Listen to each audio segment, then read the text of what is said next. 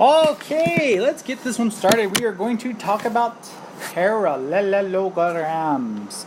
Try not to get tongue-tied with saying parallelograms. I get tongue-tied sometimes saying parallelograms because I go blah, blah, blah, blah, blah, blah. Well, okay, yeah, anyways.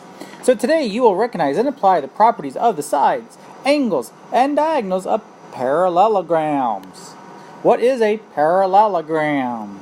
A parallelogram is a quadrilateral, a four-sided polygon, with both pairs of the opposite sides are parallel. Whoa. And there's some properties you should know. Here are some theorems. According to this, on Theorem 6.3, if a quadrilateral is a parallelogram, then its opposite sides are congruent. So not only are they parallel, they are congruent. If a quadrilateral is a parallelogram, then its opposite angles are congruent. So opposite angles are congruent. Notice how they're drawing that out. If a quadrilateral is a parallelogram, then its consecutive angles are supplementary. So then, again, here they're saying like these are supplementary, these are supplementary, these are supplementary, these are supplementary. If they're next to each other, either above or below or side to side, they're going to be supplementary. Okie dokie. If a parallelogram has one right angle, then it has four right angles. So if one of them's right, then the rest of them are right. That's interesting. Anyways, there's a whole social thing there, but anyway, I'm not going to even go there. Alright, let's back up a bit. Alright, so let's do this. Okay, so here's a drawing. In parallelogram ABCD, suppose the measurement of angle A is 55, AB is 2.5 feet, and BC is 1 foot. Find the following. Let's start off with finding DC. Okay, so if AB is 2.5, and according to Theorem 6.3, opposite sides are congruent, then that means DC and AB are equal, so DC is also equal to 2.5 feet. Ooh, a lot of hard work on that one. Alright, how about this? Measurement of angle B, or the measurement of angle C. Well, let's keep this in mind. Okay, A and B are next to each other, like they're across, side to side, right? So that means they're supplementary, which means they add up to 180, according to Theorem 6.5. They're going to add up to 180, and we know measurement of angle A is 55, so I can subtract 55 from 180 to get 125 for angle B. And then since angle C is opposite of the A, then they're equal, and so C is also equal to 255. And that's it. I know, this is like difficult, right? Sure. If you say so, sir. Alright, so here's some more theorem. Diagonals of a parallelogram. If a quadrilateral is a parallelogram, then its diagonals bisect each other. If a quadrilateral is a parallelogram, then each diagonal separates the parallelogram into two congruent triangles.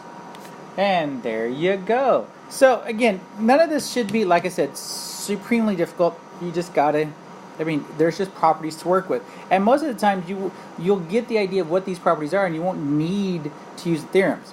But anyways, alright, so here's a parallelogram. We are going to use this to help us find X, Y, and Z. Oh, there's a lot of stuff here to find. Whoa. Okay, so anyways, let's start off with X. So we're going to find X. I'm letting the writing just go, and then eventually it will say find X. Okay, so here we go. Now, we know opposite sides are congruent from a previous thing, so that says I can say QT and RS are congruent, so that means 5x is equal to 27, and then I just got to divide, and so x is equal to 5.4. Okay, according to Theorem 6.7, here's a diagonal, and there's another diagonal. Diagonals bisect each other, so that means that 2y minus 5 is equal to the y plus 4. Variables to the left, numbers to the right. Oh my gosh, we're back to that? Yes, we are. Alright, so 2y minus y is 1y. Move the 5 over to the other side, it becomes a plus 5, so 4 plus 5 is 9, and then we're good with y equals 9. Bada bing, bada boom, there you go.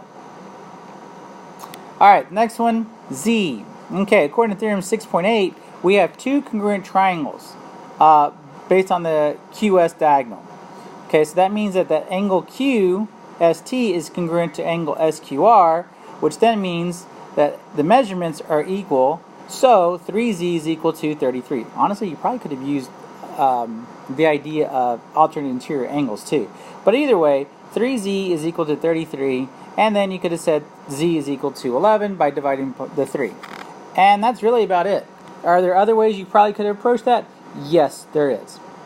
Really, that's it. I mean, y'all need to make sure you work on these and understand these concepts. They're not supposed to be very difficult, but we're going to be working with a lot more of, say, polygons and multi-sided shapes. So, there you go for today. Thank you so much for your time. Make sure you have these notes. I will see y'all later. Take care.